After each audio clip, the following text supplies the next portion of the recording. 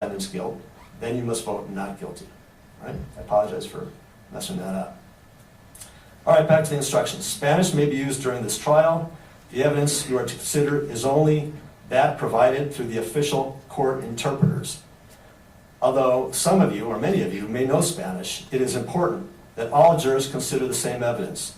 Therefore, you must accept the English interpretation, and you must disregard any different meaning. The court interpreter is required to remain neutral and to interpret between English and Spanish accurately.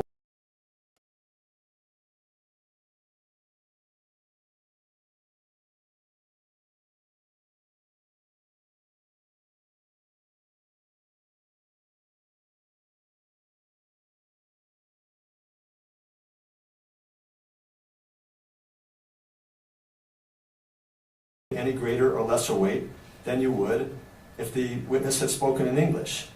It is important that each juror reach a decision based upon the same set of facts. The possibility that a word or phrase may have another meaning is not a topic for discussion unless it is raised by counsel and resolved by the court. Therefore, you must consider only the English interpretation, disregarding what you heard in Spanish. You may not comment to other fellow jurors on what you heard in Spanish. Additionally, you may not retranslate for other jurors testimony that has been translated by the court interpreter, because that would be providing your fellow jurors with information that is not on the record. To assist you in considering the evidence that will be presented during the trial, I will now tell you about the crimes with which the defendant is charged. The defendant is charged with the following offenses. 1. Second-degree murder. Second-degree murder requires proof of the following. The crime of second-degree murder requires proof of one of the following. 1. The defendant intentionally caused the death of another person. Or 2. The defendant caused the death of another person by conduct which the defendant knew would cause death or serious physical injury. Or 3. Under circumstances manifesting extreme indifference to human life, the defendant recklessly engaged in conduct that created a grave risk of death and thereby caused the death of another person. The risk must be such that disregarding it was a gross deviation from what a reasonable person in the defendant's situation would have done. The defendant is separately charged in count 2 with aggravated assault. The crime of aggravated assault requires proof of the following. 1. The defendant committed an assault, and 2. The assault was aggravated by the following factor: that the defendant used a deadly weapon or dangerous instrument. Assault, which is a component of count 2 of aggravated assault, requires proof of the following: that the defendant put another person in reasonable apprehension of imminent physical injury. The defendant has pled not guilty to these charges. The state must prove each of the charged crimes beyond a reasonable doubt. I will give you more details and information about each of the alleged crimes in the final instructions. The trial is expected to last through February 19th, 2024. That's an estimate, and we will do our best to move the case along, but delays may frequently occur. Those won't be anyone's fault, so do not hold them against the parties. Delays will usually occur because the attorneys and I often may need to resolve certain legal matters before these matters may be presented to you in court, or because I may be busy with other matters. The usual hours of the trial will be from 8:30 to 4:30. We will take short recesses about every mid-morning and mid-afternoon, and may occasionally take stretch breaks in place. We will recess at 12 p.m. and begin at 1:30 p.m. unless a different starting time is announced prior to recessing for the evening. You may assume a starting time of 8:30 a.m. for the next day. At the beginning of the day, please assemble in the jury room for this division. Please do not come back into the courtroom until you are called by the bailiff. And that's, as I mentioned yesterday, Tuesday through Friday. Monday is a day off. All right, we're on the top of page 12, and we're almost finished. Criminal trials generally proceed in the following order. First, the prosecuting attorney will make an opening statement, giving a preview of the case. The defendant's attorney may make an opening statement outlining the defense case immediately after the prosecutor's statement, or the defense may postpone its opening statement until after the state's case has been presented. What is said in opening statements is not evidence, nor is it argument. The purpose of an opening statement is to help you prepare for the anticipated evidence. Then, second, the state will present its evidence. After the state finishes the presentation of its evidence, the defendant may present evidence. If the defendant does produce evidence, the state may present additional or rebuttal evidence. With each witness, there is a direct examination, a cross-examination by the opposing side, and finally redirect examination. This usually ends the testimony of that evidence. Third, after all the evidence is in, I will read and give you copies of the final jury instructions. Those are the rules of law that you must follow in reaching your verdict. Fourth, the attorneys will make closing arguments to tell you what they think the evidence shows and how you should decide the case. The state has the right to open and close the argument since the state has the burden of proof.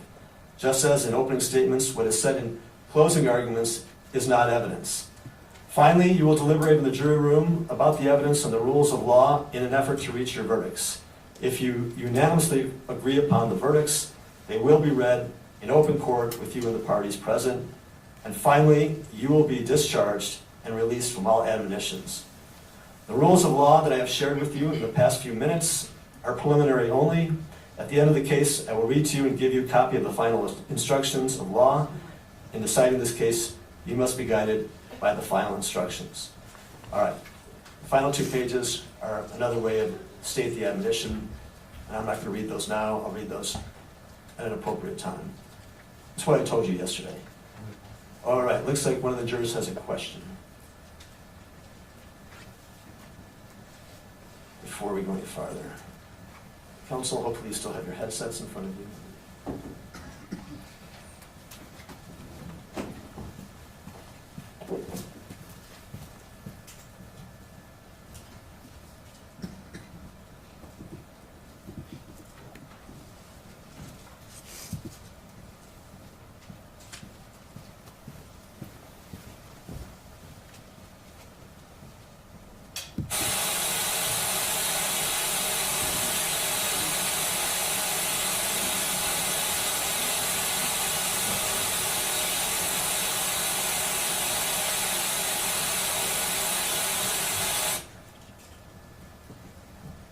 Apparently, one of the jurors caught me in another mistake, and I really appreciate it. Thank you. This trial will, I guess I said the trial will last through February 19th. It should last through April 19th. That's when the instruction. So thanks for the correction. And actually showing us that people are paying close attention. So I'm going to mark the first question. It's question number 1. I'll mark this. It's not really a question, it's a correction. This is question number 2. And I'll give us the clerk for filing. And the state may make its opening statement, either Ms. Hunley or Mr. Jenny. Thank you, Your Honor.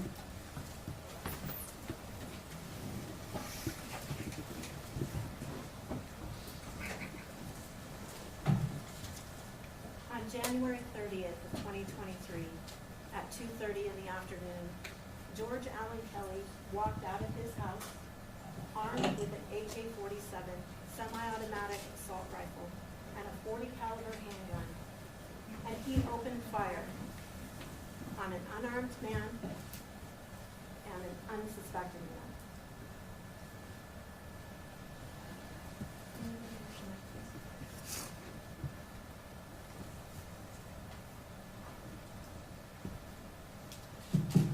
Can y'all hear me better now?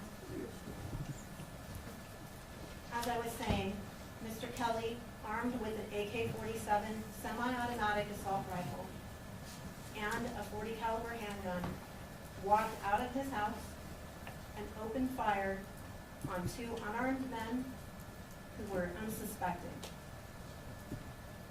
Those men were 115 yards away from Mr. Kelly and his residence. That's the length of a football field. Those men, Daniel Ramirez and Gabriel Quinn Butimea, posed no threat to Mr. Kelly and no threat to his wife. They were walking parallel to the Kelly residence, headed back to the United States-Mexico border.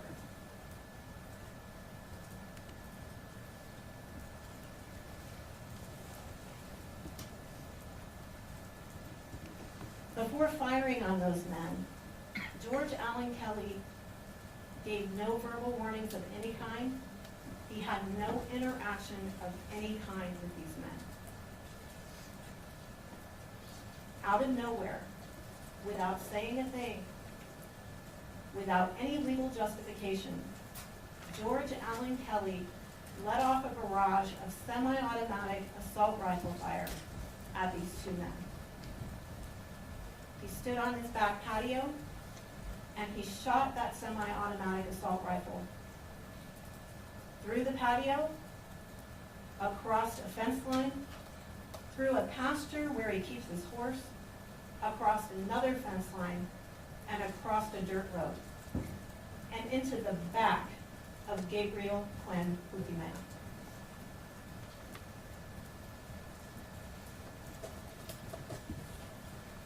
Now, Daniel Ramirez was just steps away from his companion when he saw Gabriel shot in the back.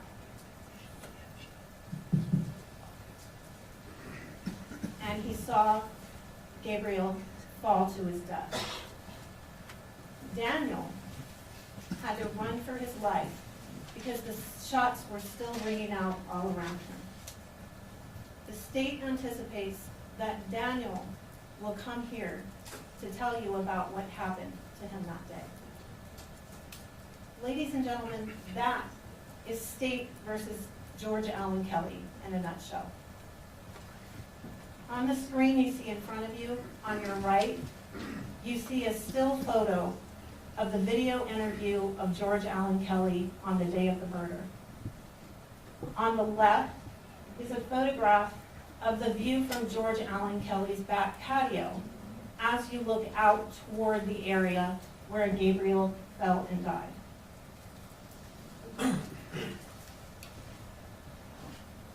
This is a photograph of Gabriel Quinn Butimea.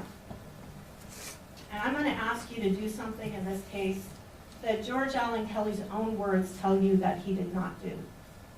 I'm going to ask you to consider Gabriel Quinn Butimea as a person, as a human being, and not as George Kelly described him, as an animal.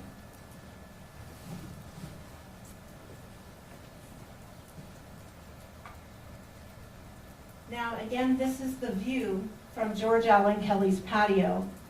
You'll see you're looking out from his patio, out past his gazebo, and towards that pasture area I described a minute ago.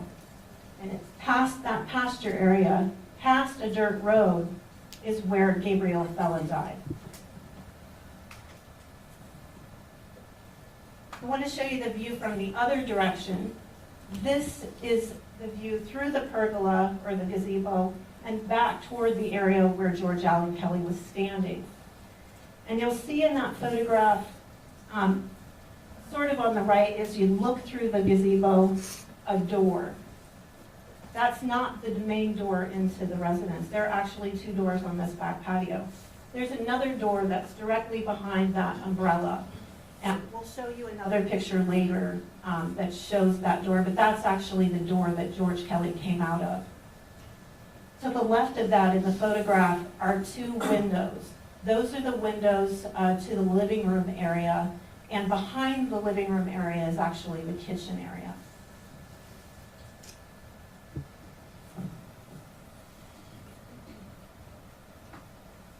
This is a photograph of the semi-automatic assault rifle, AK-47, that George Allen Kelly shot and killed Gabriel Quinn Butimea with on January 30th. And I want to point out a few features on this weapon. There's a green strap on the weapon, and these details become relevant when you hear when you hear the officers talk about what they observed George Kelly carrying later on in the day. So there's a green strap on the handgun, pardon me, and you'll see that there are some wood features on the AK-47 also, and that the metal on the weapon is a little bit aged from use. So you can kind of see that, I think they call it bluing, a little bluing on the weapon. And if you look on the front end of the weapon, you'll see that taped with black electrical tape is a flashlight with an orange button on it. And just below the AK-47 is what's referred to as the magazine. Sometimes it's called the clip because that's what holds the bullets that clips inside the gun. And that magazine holds 30 rounds.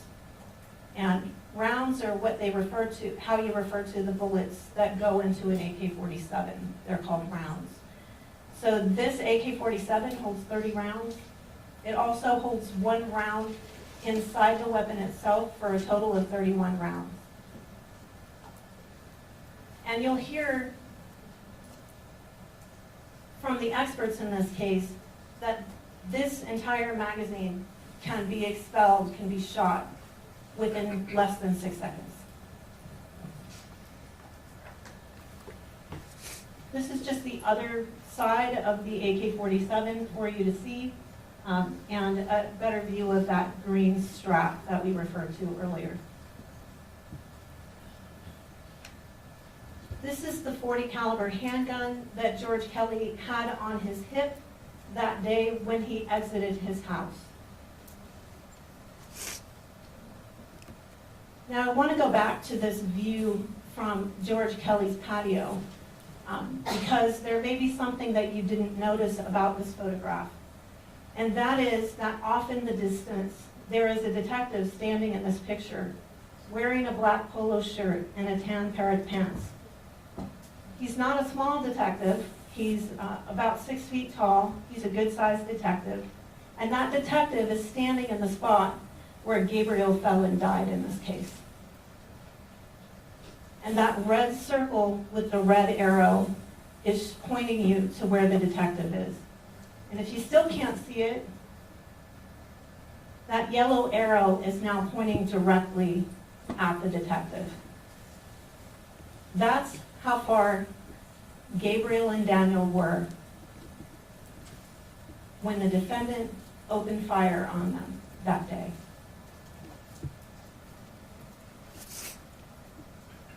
Now I want to turn to the area where Gabriel's body was located. This is a photograph of Gabriel's body in place.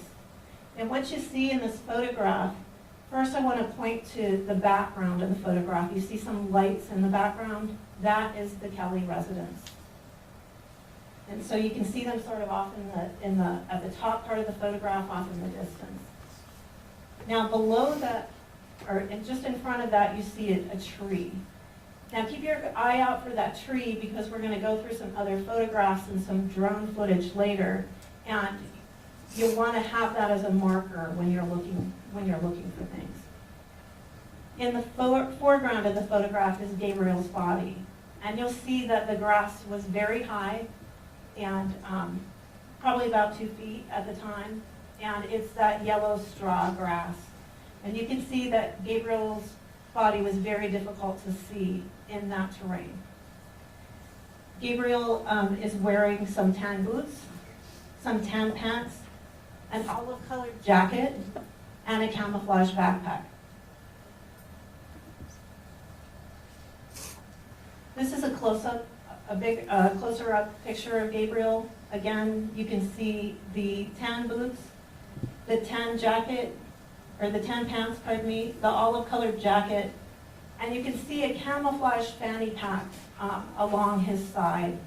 And you can see the camouflage backpack, which is kind of up over his head. And you can see from these photographs that Gabriel is unarmed. There are no weapons in these photographs. There were no weapons located near Gabriel's body. In this photograph, You can see the blood seeping through Gabriel's jacket on his back where he was shot. And Gabriel was shot here on his back. And this is a close-up of the gunshot wound. You can see the gunshot You can see the gunshot entry wound on his green jacket. And you can see that the blood has seeped around on the jacket. Also in this photograph, you can see that strap from the fanny pack that's down along the side. In addition to the, let me just try to switch out here. We'll see if that works any better. Sorry for the interruptions, folks. You can also see in this photograph that Gabriel has a radio on his waist. So you can see the black antenna from the radio sticking up on the side of him.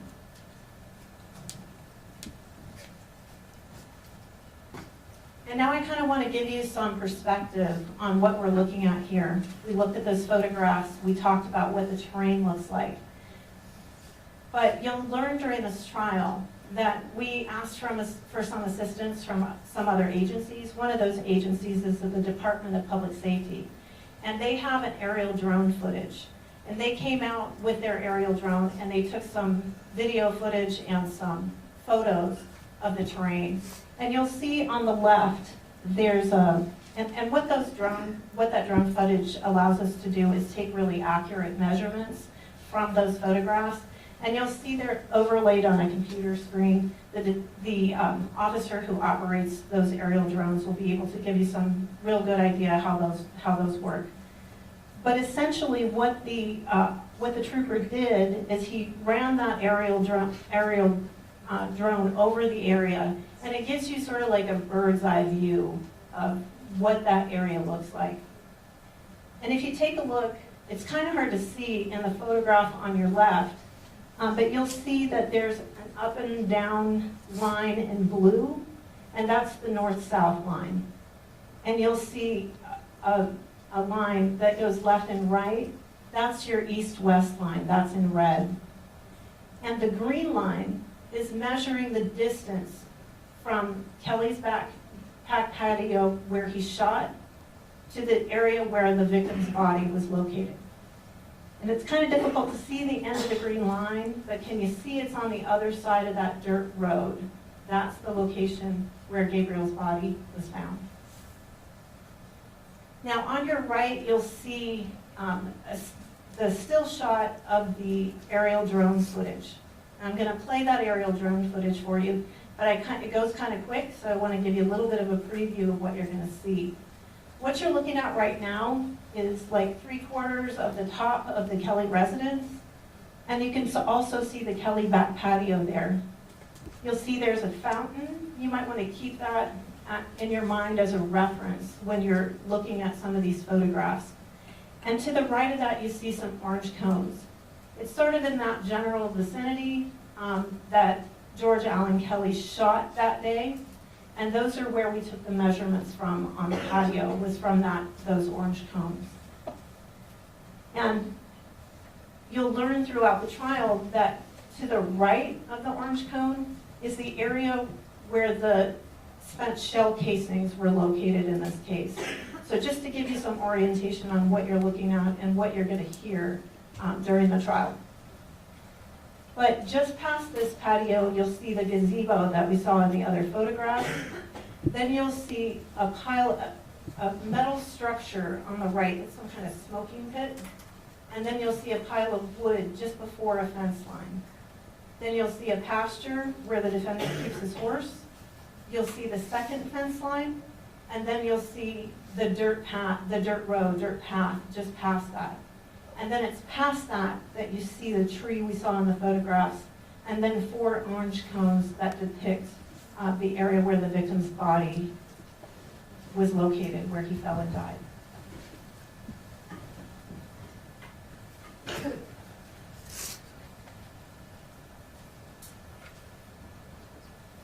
So we're looking at the top of the house. That's the orange cones. We're going through the pergola, there's the wood pile in the first fence line. And it's kind of difficult to see, but if you keep your eyes peeled, you'll start to see now the second fence line, and it sort of goes up at an angle to your left. And now you see the dirt road and the tree and the 4 cones where Gabriel fell or died. And don't worry if you missed that second fence line. We're going to play another video that goes a little bit slower, and you can have a better look.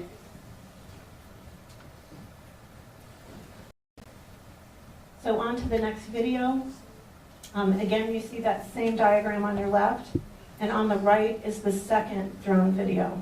So we're looking again at the top of the Kelly roof, and then we're going to see that same thing, that patio, the pergola or gazebo, and the smoking pit is that metal thing. Then you'll see the pile of wood, the fence line, and then keep your eyes peeled for a little bit for that second fence line, and then the dirt road.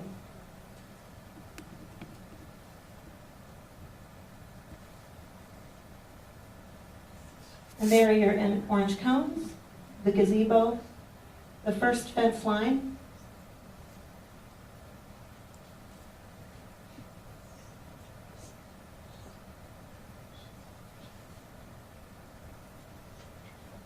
and then now you can see the second fence line. And you can see it sort of goes off diagonally toward the road. Everybody see that? And then you see the dirt road and the 4 cones where Gabriel's body was located.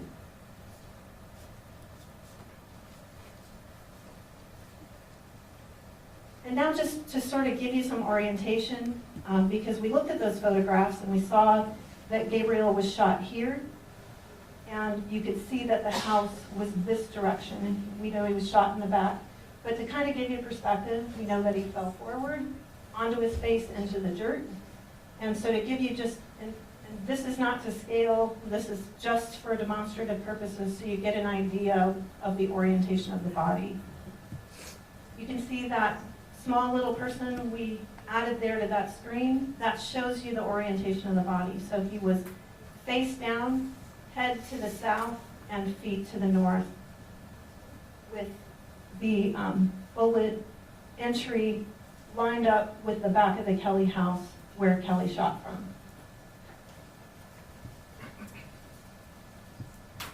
Now, based on all of this information and based on what happened that day, George Kelly was charged with 2 things.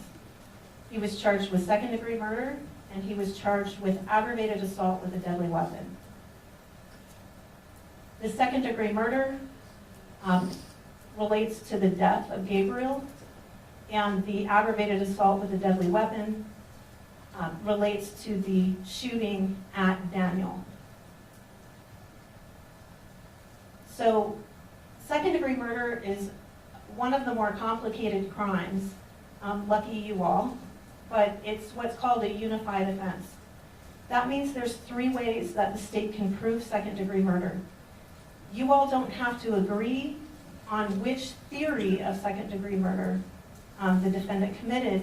You only have to agree that he committed one of these theories of second-degree murder. And you all have to be unanimous that he committed the murder. You can just decide that there are different ways in which he committed it. So I'm going to talk to you about the 3 ways that the state can prove during this trial that the defendant committed the murder. The first way is by proving that the defendant intentionally killed Gabriel Glenn Lutina, that he shot him, that he intentionally shot him, and that he caused his death. The second way is the state can prove that Kelly caused Gabriel's death by conduct that he knew would cause death or serious physical injury. So those are the 2 simple ways. The third way is the more complicated way, but it's also the easiest way. So we can also prove that the defendant committed second-degree murder by under circumstances manifesting extreme indifference to human life, he recklessly engaged in conduct that created a grave risk of death and thereby caused Gabriel's death. So that he behaved recklessly, manifesting an extreme indifference to human life, and that he created a grave risk of death and did cause the death. And the risk has to be such that disregarding it was a gross deviation from what a reasonable person would do in the circumstances. So that's second-degree murder. One of those three ways is how the state proves that the defendant committed second-degree murder in this case. And I submit to you that the facts of this case, the defendant is guilty on all three of those theories. The second count is aggravated assault with a deadly weapon. And in aggravated assault with a deadly weapon, the state has to prove that Kelly intentionally placed Daniel in reasonable apprehension of imminent physical injury. In this case, that's by the conduct of shooting a gun in his direction. That would place anyone in reasonable apprehension of imminent physical injury. That means that they think they're about to get injured. That's pretty much what that means.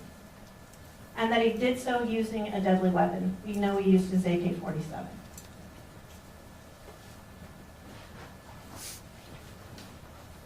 And now I want to talk to you a little bit about the area where this occurred and sort of orient you on what was happening that day.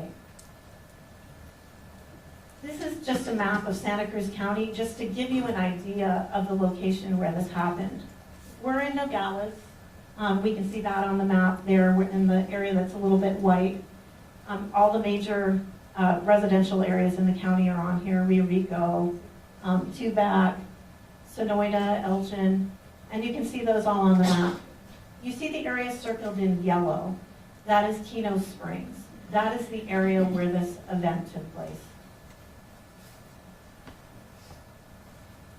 And this area, this is a close-up of the area that's at issue, which is really just south of the Keno Springs residential area.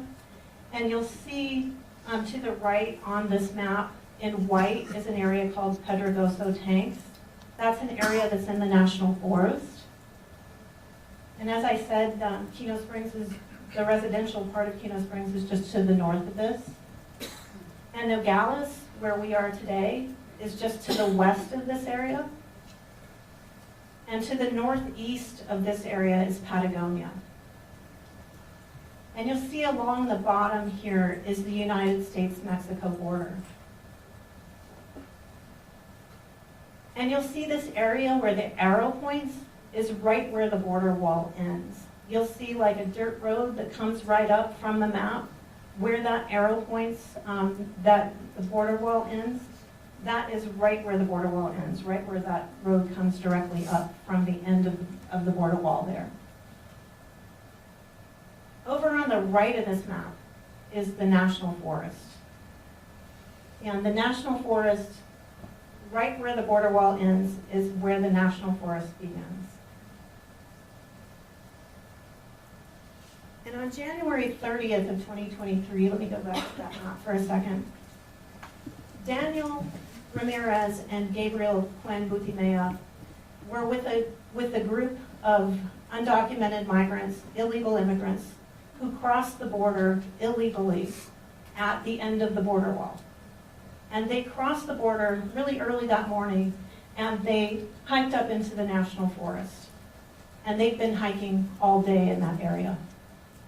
And you're gonna meet Daniel. Daniel's gonna come here and testify. And you're gonna learn that Daniel is a really humble guy. Daniel comes from Honduras, and Daniel had spent many years in Mexico. He has a 5th or 6th grade education, and he generally works as a farmhand in a small village in Mexico. And you'll learn that, obviously, for someone with his educational background and with his occupation, he struggles to get by in the off season. And sometime sometime before January of 2023, he was working a masonry job during the off-season in Nogales, Sonora, and he met Gabriel Quinn Butimea. And he and Gabriel started talking about getting work in the United States as a roofer. And as they talked, Daniel decided that sounded like a good idea, and so he paid illegal folks to come across the line illegally. He paid a fee to come across the line. And you'll hear that Daniel was traveling across and up and through the National Forest that day with Gabriel and with a group of men, about 7 or 8 people altogether. And they were traveling up through the National Forest. They traveled most of the day. It was about 2 o'clock in the afternoon, and they encountered some Border Patrol officers. And so they decided to scatter. They took off running all in different directions. Gabriel and Daniel stayed together, and they decided they were going to go back into Mexico and just give this a try another day. And so they were running, fleeing from Border Patrol, running pretty fast for about a half an hour.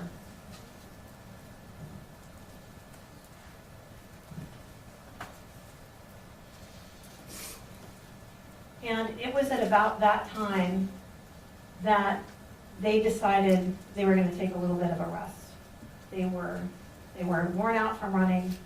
They're headed back to Mexico, and they're going to slow down and take a rest.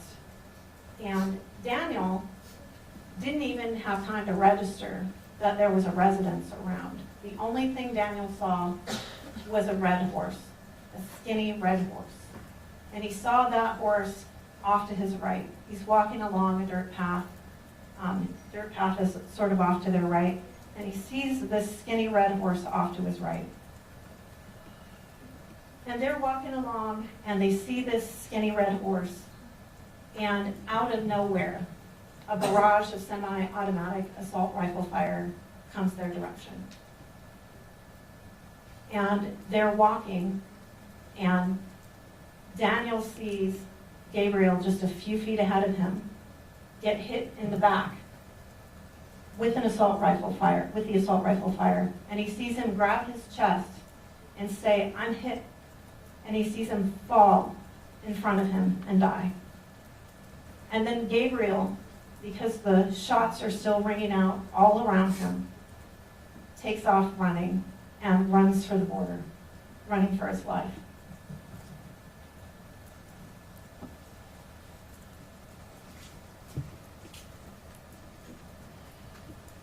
Now at around 2:30 that day,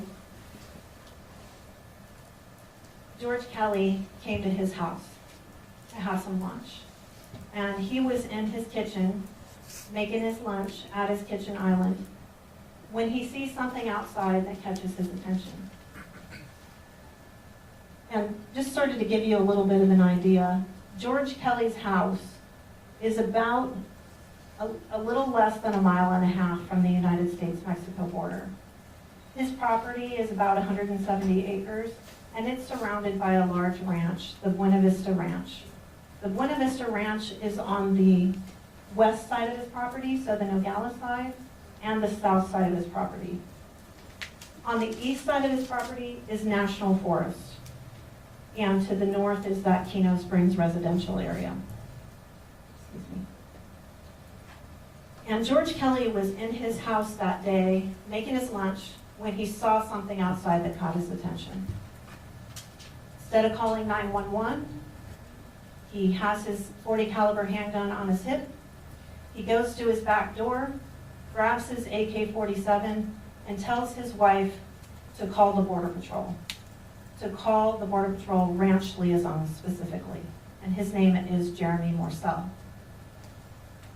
And so Wanda Kelly picks up her phone, calls the Border Patrol, and George Kelly goes outside and lets off a barrage of semi-automatic assault rifle fire. These are the 2 weapons that George Kelly had that day. We've already talked about those. And again, this is the view from George Kelly's back patio where he went out and let off that semi-automatic assault rifle fire. And that's the area where Gabriel and Daniel were, that Gabriel fell and died. This is Jeremy Morcell. Jeremy Morcell is that ranch liaison that George Allen Kelly's wife called that day. The job of a ranch liaison is kind of just what it sounds like. Border Patrol needs to have access to properties that are close to the border in order to do their work. And so they work hard to have good relationships with people who are near the border.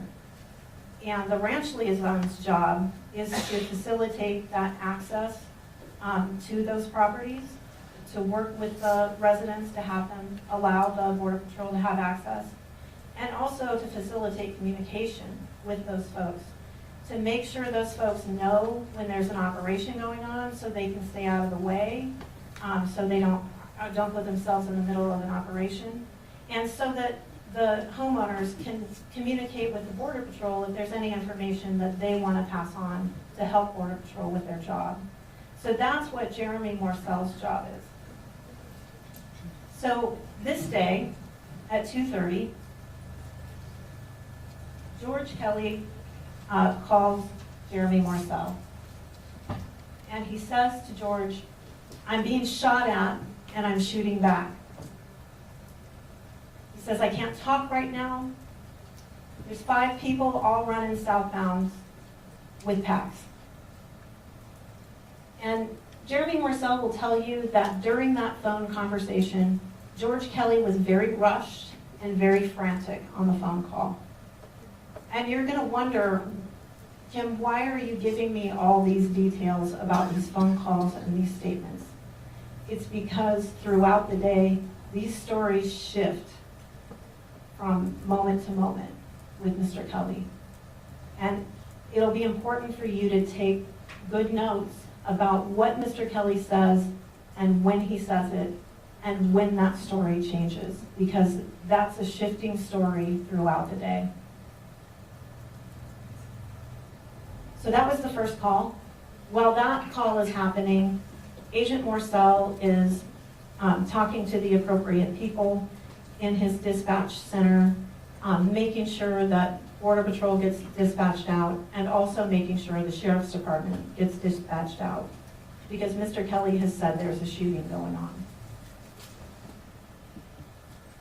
About 2:36, Jeremy Morcell calls Kelly back.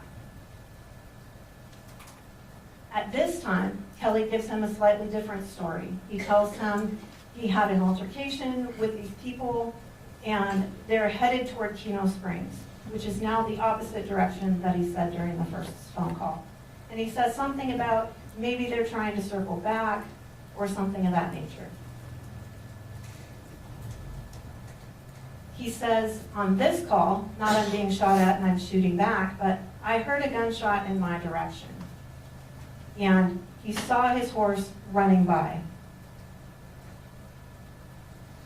And it's unclear in this phone conversation, is he outside when he hears the gunshot or is he inside when he hears the gunshot?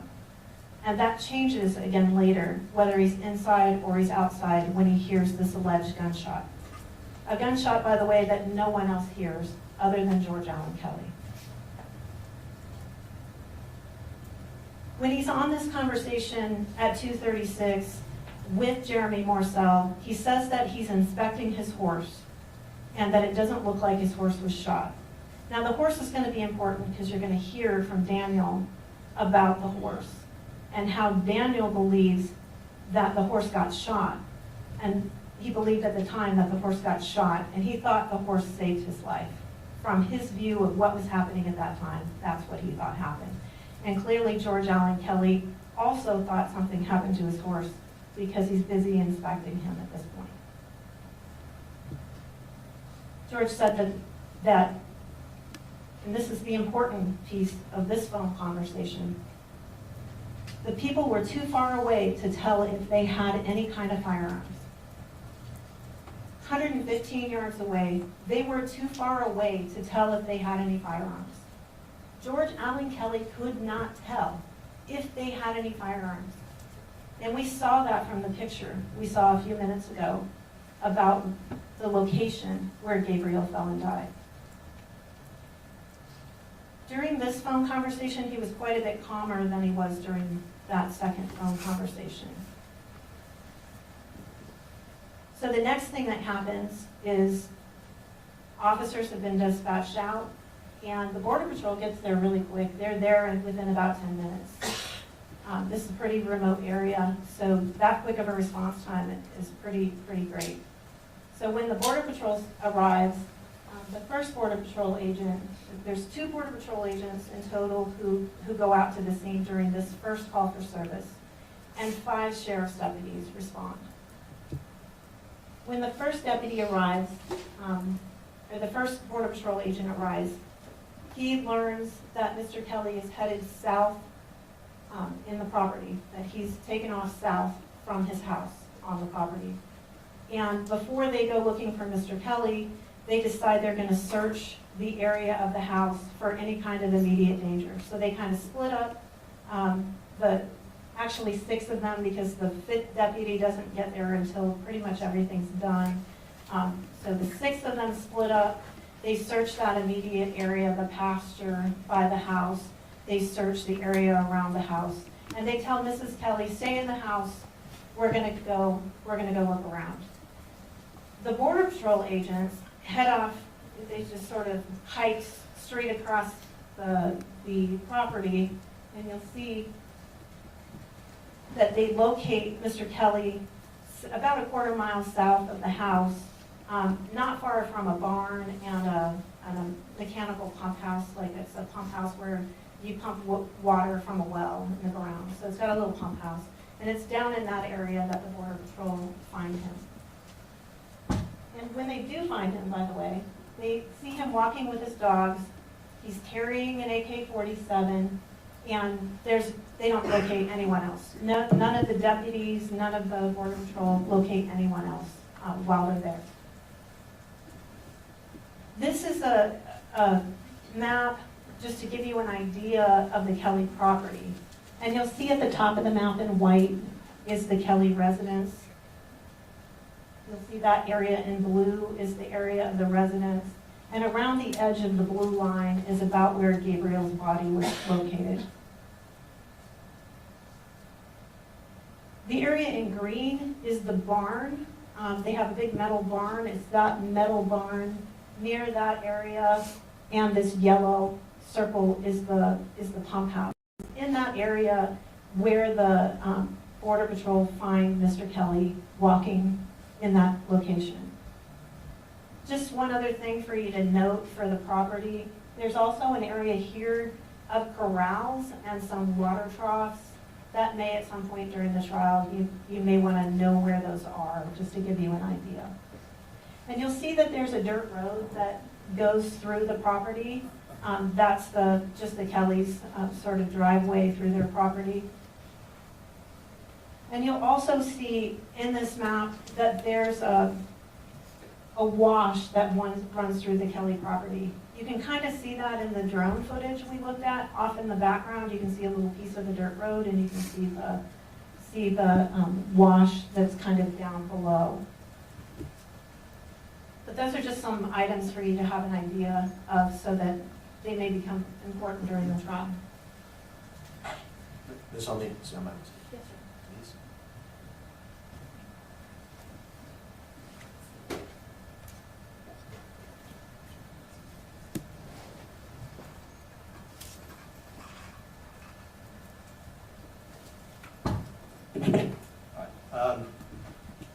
Court reporter's been going for about an hour and a half, and they need a break, as do the interpreters. Keep them going too much farther beyond that, but all the data we have suggests generally that they've prone to mistakes. So we'll take a 10-minute recess, and we'll continue with the opening statement. Rise.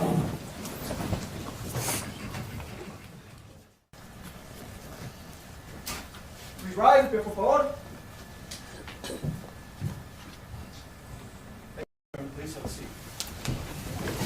All right, the record show the presence of counsel, defendant, and all the jurors. Well, all right, so everyone noticed that there's no water pressure in the building. Just found that out myself. Apparently a pipe burst in the city of Nogales down on, I think, 1st Street, which is down farther into the city. There's no water here, there's no water anywhere. Out of our control, I apologize. So what's happening is, well, before I tell you what's happening, I want to make sure I get this in. What I'm told, just to make things more fun, what I'm told is that sometimes when the water pressure goes down to a certain level, the fire alarm can go off because there's no water pressure. If that goes off, you won't miss it. Trust me, I've heard it before. It's pretty startling, but there's no reason to panic because there's no fire. So everyone don't, head for the exits. Just stick your fingers in your ear because you need to preserve your hearing. So what we're going to do is we're going to continue with the opening statement. I know you've all just had a communal toilet experience.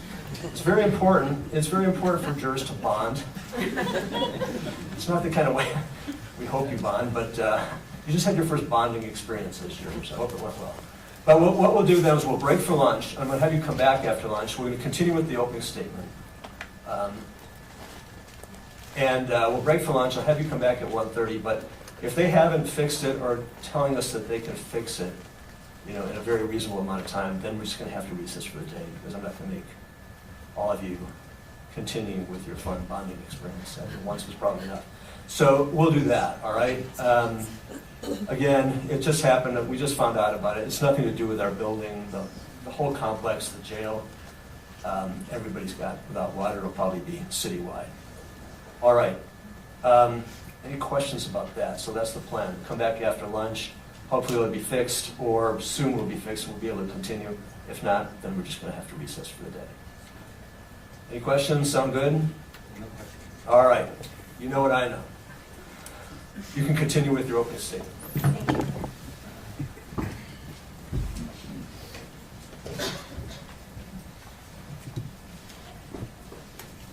So we were talking about 3 o'clock, 3:15 that afternoon, the Border Patrol located Mr. Kelly, and they found him walking with his dogs, and he was carrying his AK-47. It was that AK-47 that has the green strap on it with the wood pieces to it and the metal.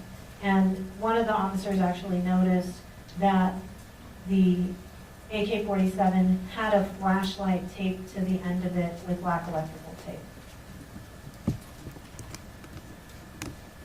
And during this call for service, the officers had all split up into separate teams. So they took 3 separate statements from Mr. Kelly during this time. And we'll go through those during the trial, but we're not going to go through all of them here today. This is the first statement that George Kelly gave about 3 o'clock or 3:15 to Deputy Castaneda. And Deputy Castaneda was the lead officer for the Sheriff's Department that responded to this first call for service that day. And what George Kelly told Deputy Castaneda is that he was standing in his kitchen, which is sort of in that red dot area on the house, and he looked through his kitchen. There's a wall between the kitchen and the living room, and it has like a cutout for a counter. So he looks through the cutout, and from the kitchen, through the cutout, through the living room, and out the living room windows, and he sees movement outside. He says that he sees 5 people running south from that view. Again, that's the living room windows. We looked at those pictures a minute ago. You're looking at the back of the house, and so you'd see the living room windows, the living room, that wall, the cutout for the counter, and then the kitchen island, and he was standing at that kitchen island. This is that other photograph. You see now why I included the photograph that was not a crime scene photograph, that has other vegetation that showed that other door, because this is a dark photograph and it's harder to see. But in this photograph, you can see both doors. You can see the door to the right, which is the door into the master bedroom, And you can see the door on the left, which is the door into the main living areas of the house. That's the door circled in blue that George Kelly came out that day. And on the left are those two kitchen windows. And what Kelly said he did was that he went to that east door, he grabbed his AK-47 that he keeps by the door, and he went outside and he saw people were possibly carrying rifles. That's what he tells Castaneda during this interview. So we know this is different from what he told Agent Morcell on the phone. He told Agent Morcell they were too far away to tell, and now this time he says they're possibly carrying rifles. And then he goes on to say that he heard a single gunshot from an AK-47, and he believed that the people had encountered another cartel, and they shot at them to scare them off, and that's why he saw them running. He said he saw the people approximately 100 to 150 yards away from the residence, and that after that, he never saw them again. So all he sees is people 100 to 150 yards away from the residence, and he never sees them again. He says he walked back through his property to locate the people, but he didn't find them, and that's when the police arrived. He says, he tells Castaneda he believes there's way more of them than he saw out there, but he's just speculating. He doesn't really know or have any reason to make that speculation. He's just speculating. And Castaneda tells Kelly that if anything like that happens again, stay inside your house and call 911.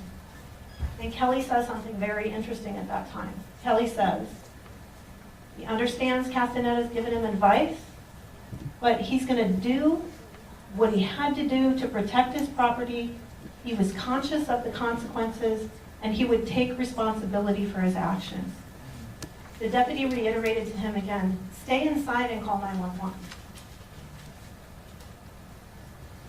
Here's the important part about all of these three statements that he gave to law enforcement that day. He never one time admitted that he shot his AK-47. He never told law enforcement that anyone pointed a gun at him. And he never told law enforcement that he was in fear for his life at any point that day.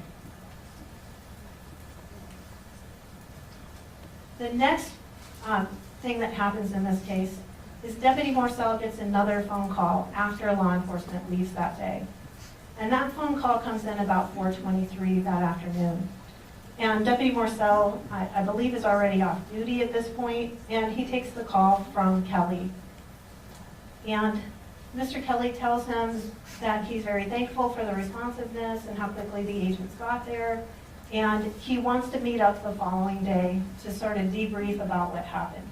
And Agent Morcell will tell you that that's kind of a normal thing if there's some kind of border patrol incident, that the ranch liaison will go meet up with the homeowner. So that wasn't an odd request by Mr. Kelly that day. He said that during this phone conversation, Mr. Kelly just started rambling on during the phone conversation, and he was getting super excited about what had happened earlier that day. And then he started telling the story again about what happened, and he started sort of embellishing on what he told him earlier that day. He said he and Wanda were in the house, and they heard a gunshot. And now you'll hear this is different. Instead of hearing the gunshot when he's outside, he's hearing the gunshot from the inside. And we went out onto the porch. He went out onto the porch and he saw his horse running by. And Wanda saw it too. There were 10 people all loaded down with AR-style rifles. 10 to 15 of them had rifles. So this is the story at 4:23. And again, the agent will tell you that he was super amped up during this phone conversation, differently than his conversation earlier in the day. An hour goes by, and Jeremy Morcell misses the phone call from George Allen Kelly. And this is the phone call that he missed. Voicemail. Jim, This is Alan Kelly. You need to call me immediately. This is serious. Call me immediately. I can't say more over the phone. Bye.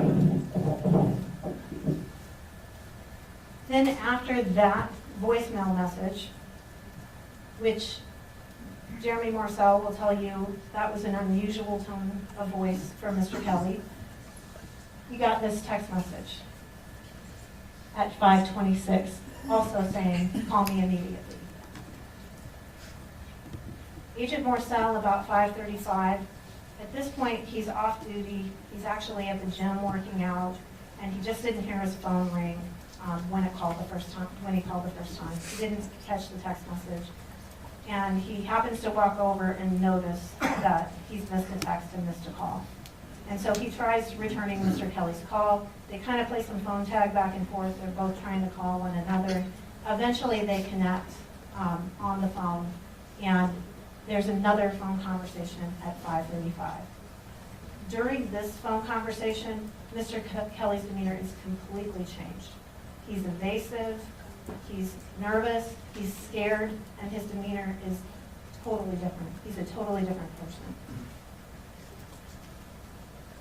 During that fourth phone conversation, Kelly says, "This is worse than you can imagine. This is bad." And he just kept repeating that. Morcell then offers to him to send out the sheriff's department and the border patrol. And he tells him, just tell me what's happening so that I can tell folks what you need. And Jeremy and Mr. Kelly tells him, is continuing to be evasive, and Morcell then suggests that Kelly call 911. If he needs help, if something's happening, that he should call 911. And Kelly says to him, you need to get border patrol. This is a border-related issue. And then he tells him, you know how shots were fired earlier? Something was possibly struck. And as Morcell continues to push for additional details, Kelly tells him, I can't tell you more over the phone. And then he asks Morcell, is this being reported? He somehow thought that a conversation with a law enforcement officer wasn't going to be reported if it was the Border Patrol.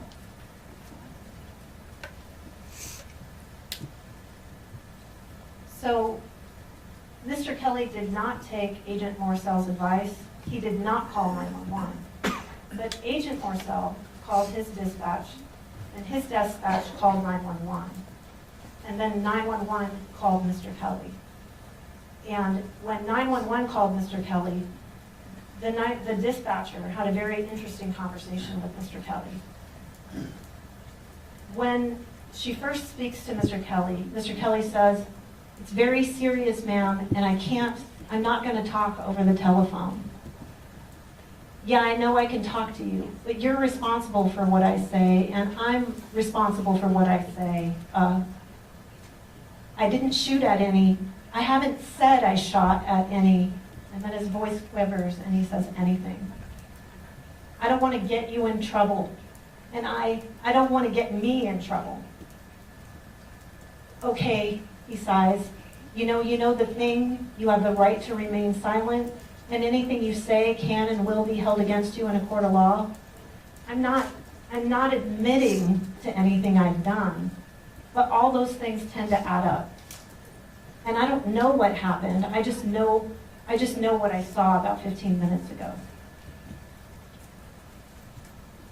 And then when he eventually gets to the point that he's marked a body with a flashlight, he tells her, I have it marked, I've got a flashlight on over it. And the dispatcher says to him, do you know who it is that you saw? And he says, no, I didn't say I saw any body. I just saw a body. And then he goes on to say, and from what in that I only approached the body to make sure that the animal, it's not a vegetable or a mineral, the animal wasn't alive, and it was not alive. There was no signs of blood. There was just an animal laying face down, an animal, and you know what an animal is. It's not a vegetable or a mineral, it's a body, and you know what I'm talking about. But I think more than the words of what he said to dispatch, when you hear the tone of what he says during this call, you'll see the impact of what it is that he's saying.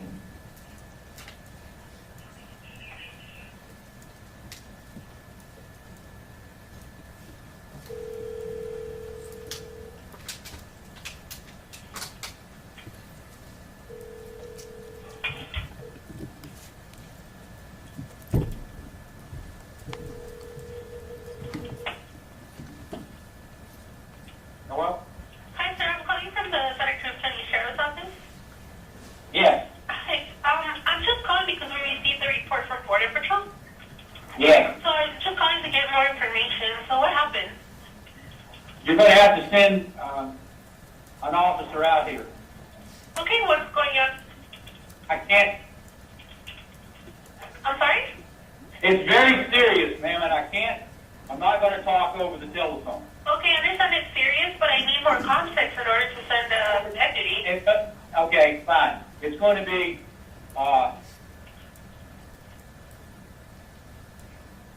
ahead, well, you can talk to me. What's going on? Yeah, I know I can talk to you, but you're responsible for what I say, and I'm responsible for what I say. Can you give me a little context of what happened? What's going on? You told us I'm that not. you shot at. What did you shoot at? I didn't shoot at any. I haven't said I shot at anything. Okay, well, that's what Border Patrol told us, so that's what I'm just asking you. Yeah. Y'all guys, the Nogales Sheriff Department had 4 or 5 guys out here this afternoon investigating a Border Patrol drug running incident. And I don't know if I can't remember the officer's name. There was 2 gentlemen and 2 young ladies. Maybe third. And do you know who I'm talking about? They came out to 100 Willer Cross Circle. You mean for my deputies, correct? Yeah, they were Nogales. Yeah, I'm aware of what happened earlier. You're aware? Okay, then they're aware of what happened, and I don't want to get you in trouble, and I don't want to get me in trouble, but I don't want to break the law or anything like that. So what I'm telling you is that we need a sheriff deputy out here, 100 Willer Cross Circle, immediately, and that's all I can say, ma'am. Okay, is anyone hurt? I need to know because if someone's hurt, I need to send an ambulance too. There's no.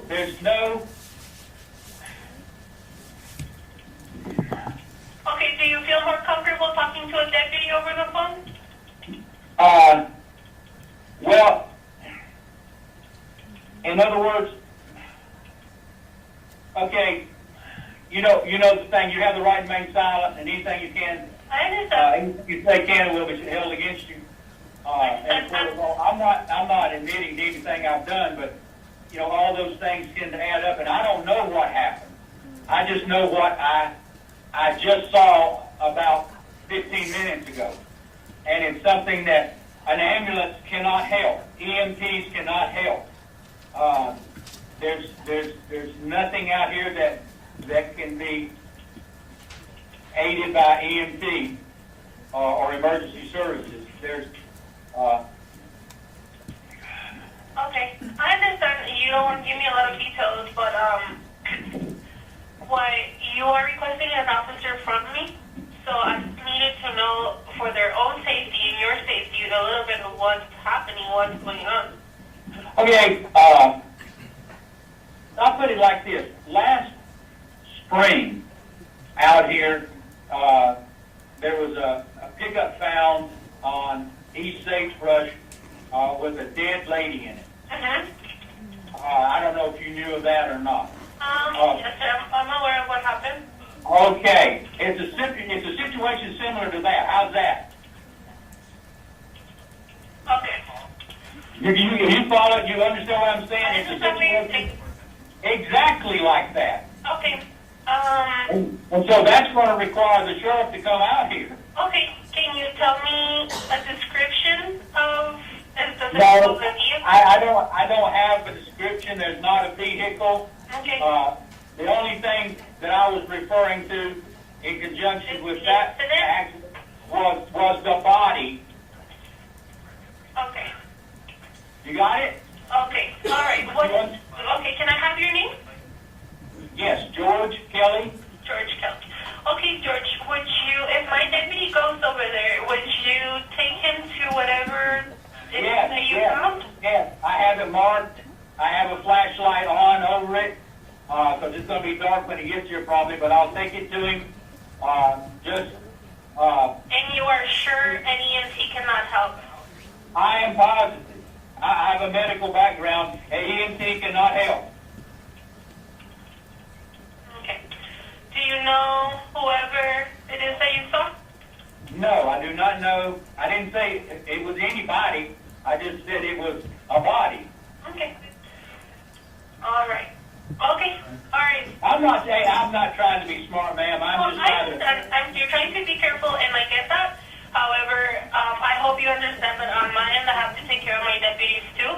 So I just needed a little bit more context as to why you needed a deputy to head out there. Now you know that there is a body here. Okay. All right. Does it look somewhat? And it's not alive. So you asked, did you need EMT? I said no. Okay. Not sure. A coroner will be involved sooner or later. I understand. George, can you tell me something?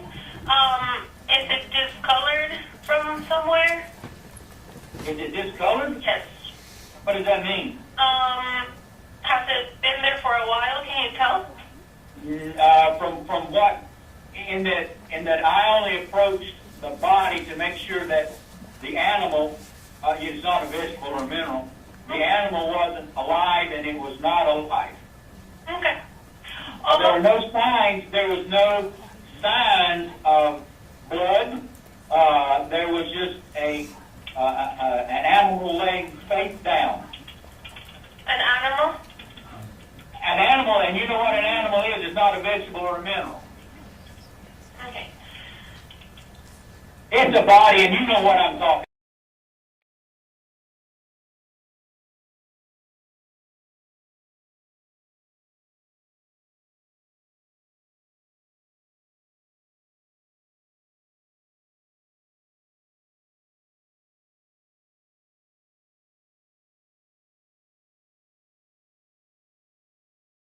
Over your way. That's good. You do that. They know how to get here, and I'll have the gate open. Okay. Sounds good, George. Thank you. Thank you for I appreciate your help and your patience, and I'm sorry if No problem. I understand. Okay. Okay. Bye. Thank you. Bye. Bye-bye. It was just a few minutes after that that the first deputy arrived for this second call for service. And that was Deputy Rafael Lopez. And Deputy Lopez had responded to the scene earlier in the day, but he was one of the later deputies. He was that later deputy who got there after really everything had finished up earlier in the day.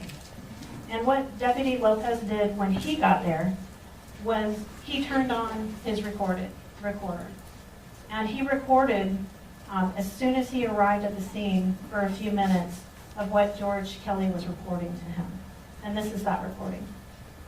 I'm afraid somebody had shot. Some of those, there was a shot fired, and I didn't know what it was about. Okay, so I went out to get the horse. I always bring him in and feed him. Put him in another pasture. I went out there to get him. And y'all guys, you weren't over here? Yeah, I was here. Y'all walked all over that. And the Border Patrol worked all over. And maybe this happened after you left. I don't know. There's a body right now. And I don't. Yes. About fresh. I didn't, as soon as I saw it, I backed away from it. It was lying flat face down. It's dead. The body is the person.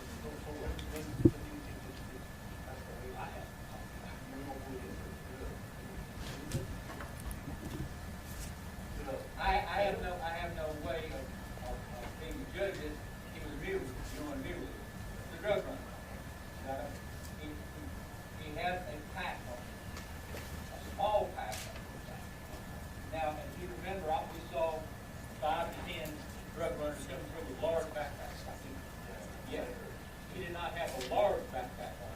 he has a small and he's in tan here and camo. And,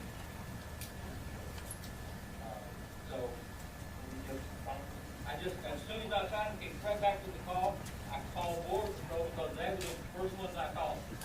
Because I didn't really know how to call you guys. So I called Border Patrol, Jerry Morissette, he called the Border Patrol agent, and they said, and he said they're going to call the sheriff and they'll send someone out there. Then your secretary or dispatcher, I suppose, called me. I was on the phone with her when you drove up. Okay. And she said he's coming out right now. What happened? I have no idea. I have no idea. I have no idea. I have no idea. And you know, if you were me, you got no idea. You know what I'm saying? Yeah. Ready? You can pull me right behind my car. Okay. You go ahead. I'm gonna leave the gate open. My dog will bark. Two black ones? Huh? The two black ones? Yeah, they're the two ones. Yeah. I'm sorry to drag you out. This is something that it ain't serious. Yeah. And it ain't like somebody stole my popcorn.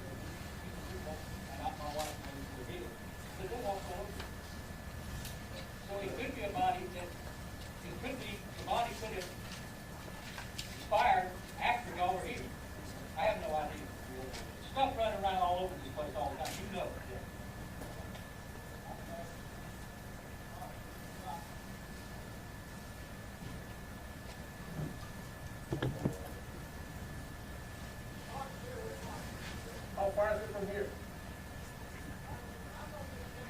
Okay, I'll take the spot heading over there.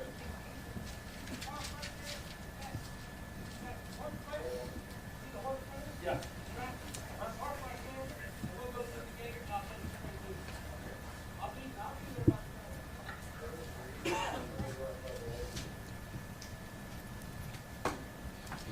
Shortly after this, Sergeant Omar Rodriguez arrives at the scene. And Sergeant Rodriguez meets up with Deputy Lopez and George Kelly by a horse trailer that's down by a gate into the pasture area of where the horse was kept by the house. And when Sergeant Rodriguez arrived about 6:15, he saw that Kelly was wearing that Glock handgun still on his hip. And he asked Mr. Kelly if he would be willing to take that handgun off for officer safety reasons and leave it behind in the trailer. And Mr. Kelly agreed to do that. He took the weapon off and left it in his horse trailer that's right next to the gate in that pasture area. From there, Kelly took Rodriguez out to the body. And they walked around on that dirt path that goes around from the driveway that you saw, that dirt road, that's the driveway. They took the dirt path around the outside of the pasture back to where the body was located.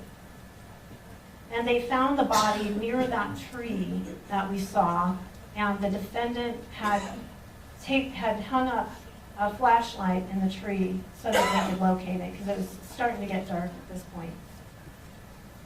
And as I mentioned before, the sergeant found the Gabriel's body laying face down with his head toward the south, with his face implanted in the dirt. And his legs were towards the north. So, and we showed a little picture of that earlier on how the body was positioned. And when Sergeant Rodriguez got a good look at the body, he could see the gunshot entry wound in Gabriel's back, and he could see that was on the right side of his body. which then lined up with the Kelly's residence. Later, they were able to look and discover that the gunshot exited from the chest.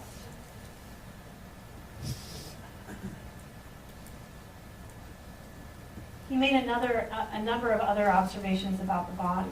He saw that there was no pulse. The extremities were cool, but the torso was still a little warm to the touch. He looked around the area because of the story that Mr. Kelly had about these other people and things of that nature.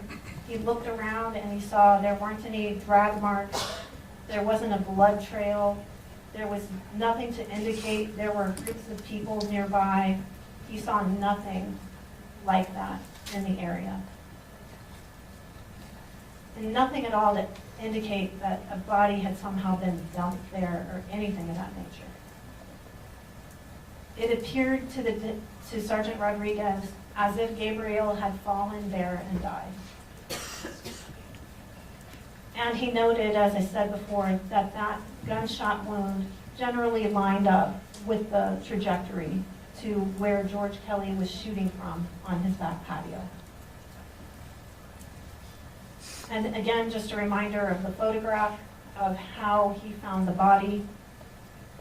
And I think we've already gone through all this, but it kind of shows you where that gunshot wound was lining up with the residence. And again, just the body positioning with that tiny little stick figure to just show you how the body was lying with the gunshot entry on the house side. Now, a little while later, after they do their investigation there at the scene, and they gather the information about what had happened earlier in the day from all their sources, George Kelly's transported to the sheriff's department for an interview. He's read his Miranda rights, and a video interview is conducted of him. And this is the still shot from that video interview that happened about 8:29 p.m. that night. So we're talking maybe 6 hours after the homicide. And you'll learn that during that interview, George Kelly tells Detective Ainsa that he was eating lunch in the kitchen, and when he looked out through the living room window, and he heard a shot. Now he's in the house when he hears the shot, before he's outside when he hears the shot. He hears a shot, it's close, and he sees his horse running by. He says about 100 to 150 yards out, he sees men running with tan shirts and pants with a full brown, big, solid backpack on. He then clarifies that he saw them, and then he heard the shot after he came outside. And he says that he saw them run into the arroyo. He told this whole story without admitting that he shot his AK-47. Never admitted he shot his AK-47.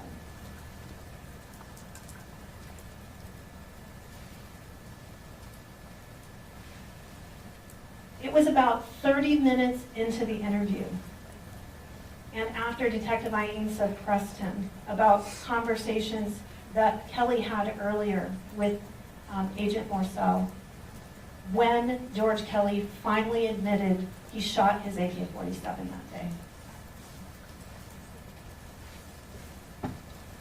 He says to Detective Ainsa that they were running, and he moves his hand from left to right, parallel with me.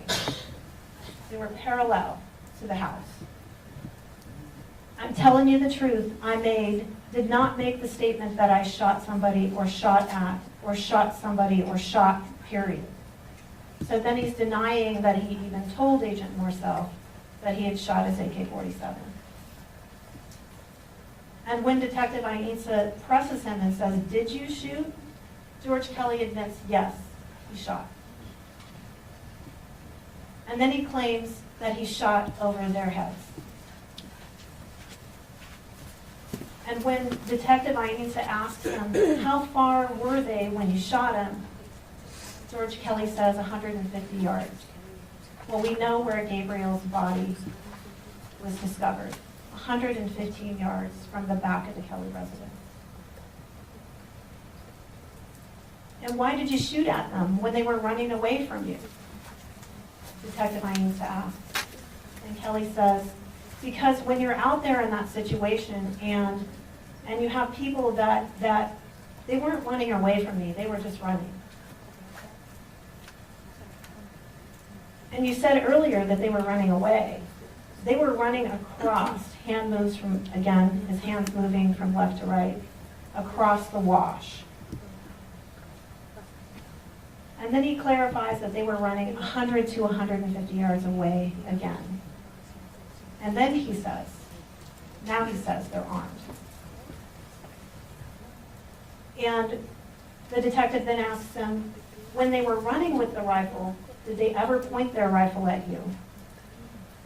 Up until this point, George Allen Kelly has never said a peep about these individuals pointing a gun at him. And we know based on what he told Agent Morcell earlier, that they were way too far away for him to see if they had any handguns or had any kind of weapons. And what Kelly says at this point is he says, if a guy's running and he turns, he's going to turn and he's going to point it at you. Just in a mode of turning, he's going to point it at you. So yes, they turned the rifle and pointed it towards me. And again, that's with the knowledge that we already have, that he already told Agent Morcell that they were too far away for him to tell if they had weapons. So what's important about the statement that Kelly made to Detective Ainsa, he didn't admit he shot his AK-47 until 30 minutes into the interview, and that's because he had something to hide. He knew he'd killed Gabriel. He didn't say anyone pointed a gun at him until Detective Ainsa asked him about it, and he didn't say he was in fear for his life until Detective Ainsa suggested it to him. Now, after this interview with George Kelly, late into the evening of January 30th of 2023 and early into the morning of January 31st of 2023, detectives Ainsa and other members of his team worked to serve a series of search warrants. They served some search warrants on the house, they served some search warrants on the vehicles and the surrounding outbuildings. And you'll hear that during that series of search warrants, they recovered the AK-47 that we showed you in the picture that was used in this incident. They asked for assistance from, we're a small department, so we asked for assistance not just from the Department of Public Safety, but also from ATF. They have a dog that can sniff for explosives and can find spent casings. And so we utilize their canine to look for the spent casings. And in this case, we're talking a very high-powered rifle that went through and through the body and into the desert. That projectile could be up to a mile away. That projectile was not recovered by the ATF canine, and it was not recovered even based on detectives' efforts with a metal detector. The officers did recover 9 fresh AK-47 casings near the back patio of George Kelly's residence. And the first one was actually discovered by the canine. And I'll show you that photograph in a minute. The other 8 casings were discovered by Detective Joe Bunting, who's now Sergeant Joe Bunting. He found those looking during the daylight the following morning. And with him, he also had a metal detector, I believe. But again, because of the terrain and the type of weapon used, the projectile was not recovered in this case. So we talked a little bit about the weapon earlier, the AK-47, and we talked about the bullets or the rounds, but I've been using a phrase that I didn't explain to you, and that is a spent casing. So the bullet or the round has several parts to it. It has the projectile, that's the piece of metal that's on the top that you can see that's shiny on the bullet that's in this picture. And then on the bottom is the darker part, and that part's called the casing. And inside the casing are the explosives that cause the projectile to spew out at the top of the round. And so what's left over and what ejects from the weapon is called the spent casing. That's just that metal piece that's left over that the explosives are now out of and the projectile is now out of. So 9 casings were recovered around the area of George Kelly's back patio. And on the right in these pictures, is that your right? Yes, is the spent casings. On the left, you can see the rounds or the bullets.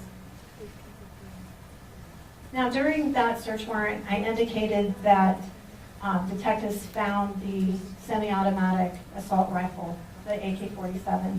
It was in George Kelly's bedroom, and it was behind the door, and it had a sweater over it. George Kelly told the detectives that he always keeps that weapon by his back patio door. It was not there that day when detectives came. And in fact, what you'll hear is that it was really late when detectives were there. They took that photograph on the left the first time they were there, and they left the AK-47 behind. They had to come, during their second search warrant, they came back and recovered the AK-47. But that is the AK-47. It was in the same spot when they came back, and they did recover it during the second search warrant. This is the ATF canine that found the first casing in this case.